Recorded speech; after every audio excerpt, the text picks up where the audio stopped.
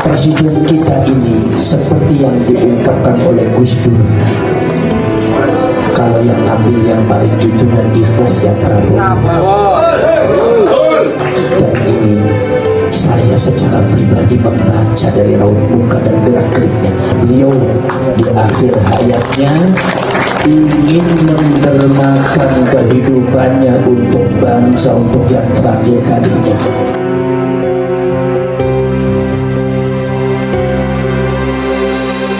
Assalamualaikum warahmatullahi wabarakatuh. Bismillahi alhamdulillah wassalatu wassalamu ala rasulillah, amma ba'du. Selamat berjumpa kembali di AJ Dakwah TV. Semoga kita semua senantiasa diberikan kesehatan dan keberkahan oleh Allah Subhanahu wa Ta'ala. Amin ya Allahu ya Rabbal Alamin.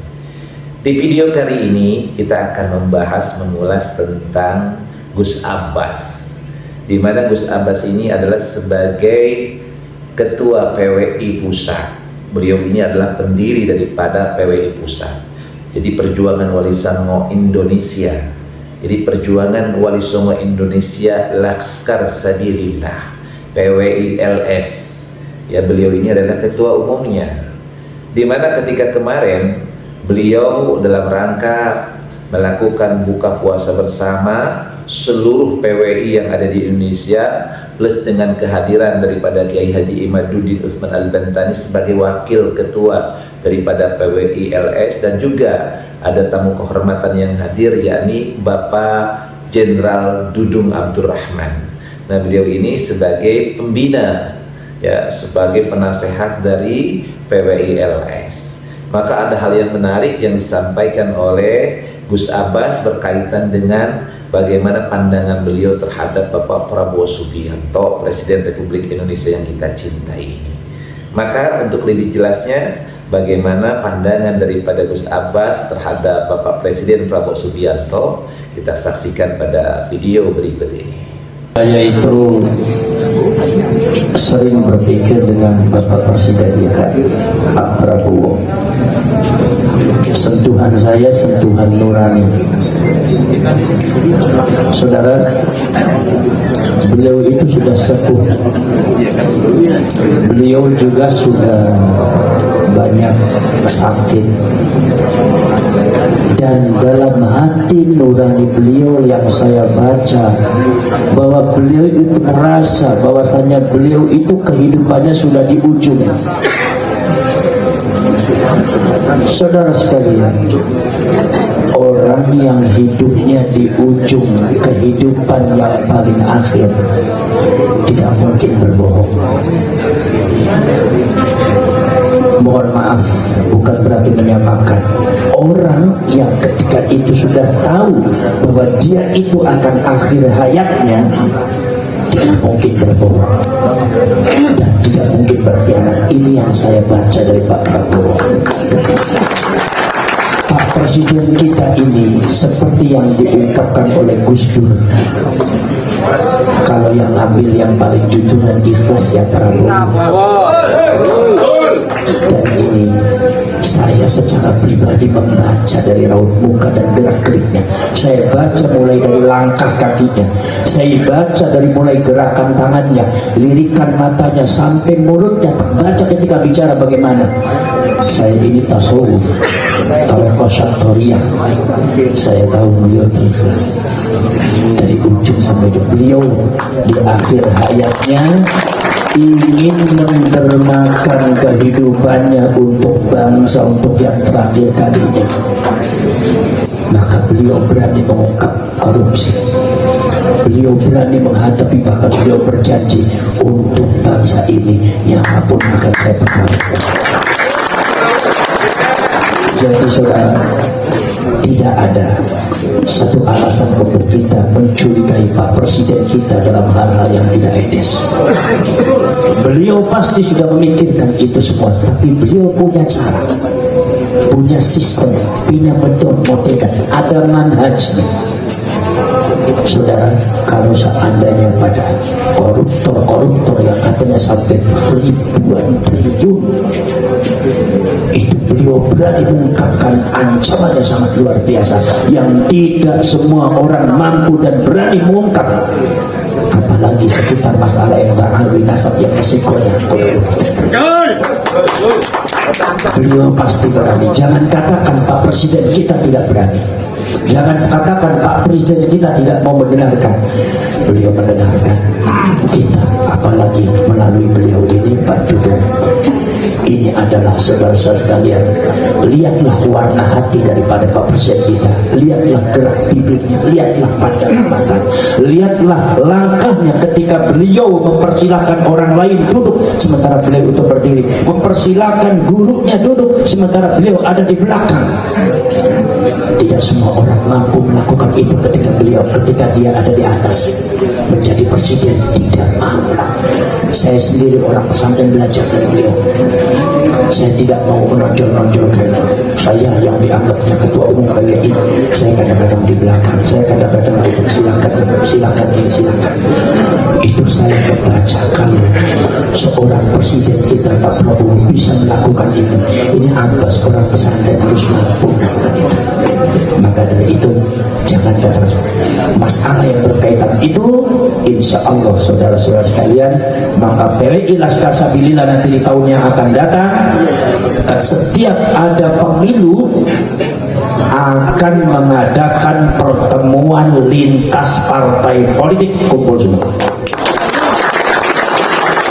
Sebetulnya saya dulu pernah mengusulkan kepada Nahdlatul Ulama melakukan itu. Dari video tadi kita bisa menyaksikan bagaimana pandangan Gus Abbas sebagai Ketua Umum PWI LS terhadap Bapak Prabowo Subianto. Beliau mengatakan bahwa Prabowo Subianto itu adalah orang yang paling ikhlas, yang paling tulus dan paling jujur, sebagaimana yang pernah diucapkan oleh almarhum Abdurrahman Wahid atau yang kita kenal sebagai Gus Dur, yang mengatakan bahwa Prabowo Subianto itu adalah orang yang paling ikhlas dan paling jujur. Nah, inilah yang dipegang oleh Gus Abbas yang sempat menceritakan bahwa Pak Prabowo ini usianya sudah lanjut. Maka untuk meyakinkan kepada warga PWI LS bahwa Bapak Prabowo Subianto ini adalah orang yang benar-benar tulus dan jujur, yang ingin mengabdikan hidupnya di akhir hayatnya untuk bangsa dan negara kesatuan Republik Indonesia. Nah, ini dibuktikan dengan bagaimana keberanian Pak Prabowo Subianto untuk mengungkap korupsi-korupsi yang sekarang ada di negara Indonesia ini, yang memang masalahnya sangat masif, sangat luar biasa. PR besar untuk para pemimpin khususnya Pak Prabowo menyelesaikan masalah korupsi ini. Jadi uang-uang rakyat ini banyak dikorupsi oleh para pejabat-pejabatnya. Nah, ini yang kemudian oleh Bapak Prabowo Subianto itu akan ditindak tegas terhadap para koruptor itu.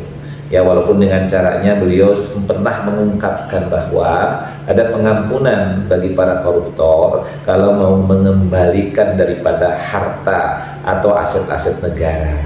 Jadi para koruptor itu tidak akan kemudian dituntut atau dipenjarakan kalau seandainya mereka mau kooperatif. Jadi Bapak Prabowo Subianto ada pengampunan bagi koruptor yang mau mengembalikan daripada apa yang dikorupsinya, dan ini memang cukup menjadi pro kontra di tengah-tengah masyarakat. Tetapi itulah salah satu cara untuk mengembalikan harta kekayaan negara kita.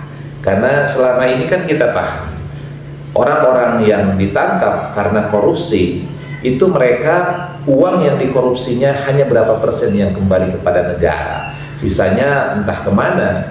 Jadi mereka itu rata-rata pasang badan, ya, pasang badan dalam artian yang mereka ketika ditangkap ya sudah ditangkap, tetapi pengembaliannya tidak sesuai dengan apa yang dikorupsinya. Hanya berapa persen uang yang harus dibayar oleh koruptor itu sangat kecil dibandingkan dengan jumlah yang dikorupsinya. Kerugian negara sampai ratusan triliun, tetapi pengembalian hanya miliaran saja. Belum lagi hukumannya yang hanya beberapa tahun.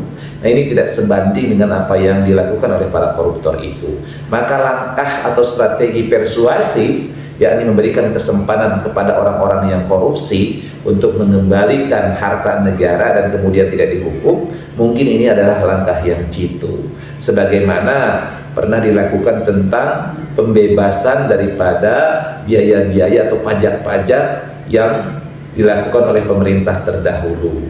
Bapak Jokowi dulu pernah mengeluarkan kebijakan pengampunan terhadap pajak-pajak, artinya disebut pajak amnesti. Jadi perusahaan-perusahaan ataupun perseorangan yang memiliki tunggakan pajak yang belum dibayarkan sebelumnya itu diampuni, yang dibayar adalah pajak sekarang. Nah, ini senada dengan apa yang dilakukan oleh Kang Deddy Mulyadi di Jawa Barat, di mana dia membebaskan daripada pajak-pajak kendaraan yang telah lalu.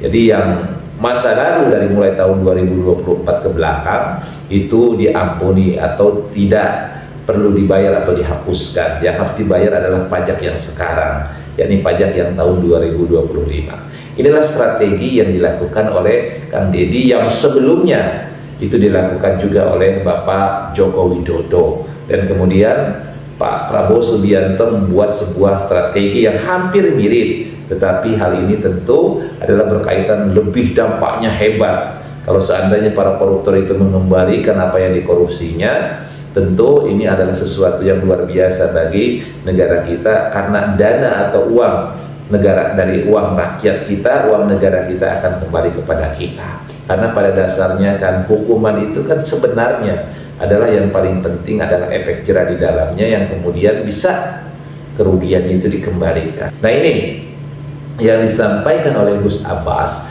adalah beliau menyatakan bahwa Pak Prabowo Subianto ini adalah orang yang jujur dan orang yang ikhlas. Kemudian beliau pun menyampaikan tentang bahwa harapan bagi PWI berkaitan dengan polemik nasab.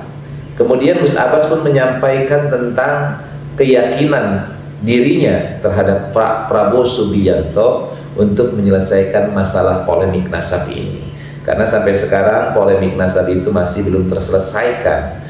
Inisiatornya diantaranya Kiai Haji Imrin Usman Al-Bantani dengan membuat tesis yang membatalkan nasab daripada Ba'lawi, yang kemudian diperkuat oleh Gus Abbas dan yang lainnya, itu sampai sekarang belum ada titik temunya.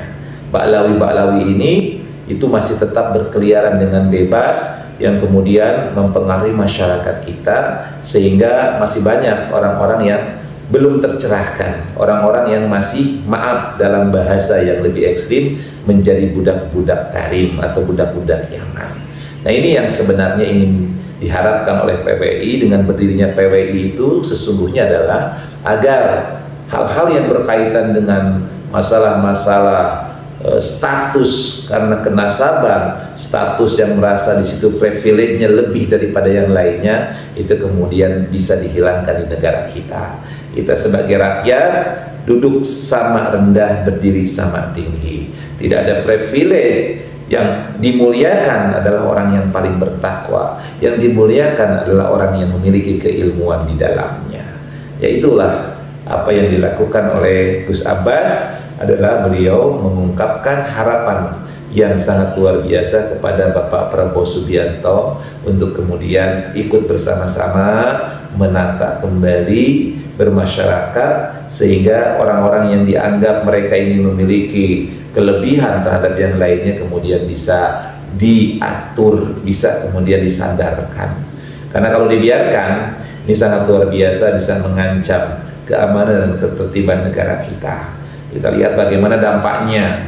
Orang-orang yang seperti ini secara tidak langsung akan menjajah negara kita. Ketika orang sudah merasa bahwa orang ini memiliki kelebihan dan kemudian diikuti, maka pada saat itulah dia menjadi budak dari orang tersebut. Maka kalau orang sudah diperbudak, maka ini adalah sebuah kebinasaan bagi bangsa itu. Maka mudah-mudahan harapan yang penuh yang diinginkan oleh Gus Abbas, khususnya umumnya seluruh PWI Laskar Sabilillah, itu mereka berharap Bapak Presiden kita itu mau kemudian menyelesaikan tentang masalah ini. Dan juga ini juga sudah sangat luar biasa, Pak Jenderal Dudung itu menjadi penasehat PWI LS. Ini bukan sembarangan.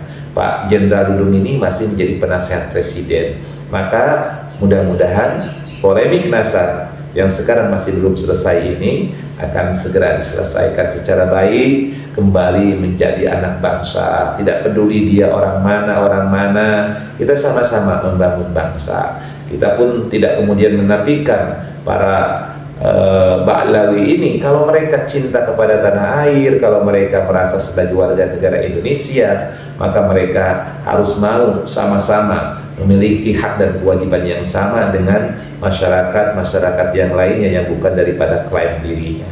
Klan-klan inilah yang kemudian merasa dirinya lebih hebat dibandingkan dengan masyarakat Indonesia yang lainnya. Ini yang sangat tidak sehat dalam kehidupan berbangsa dan bernegara.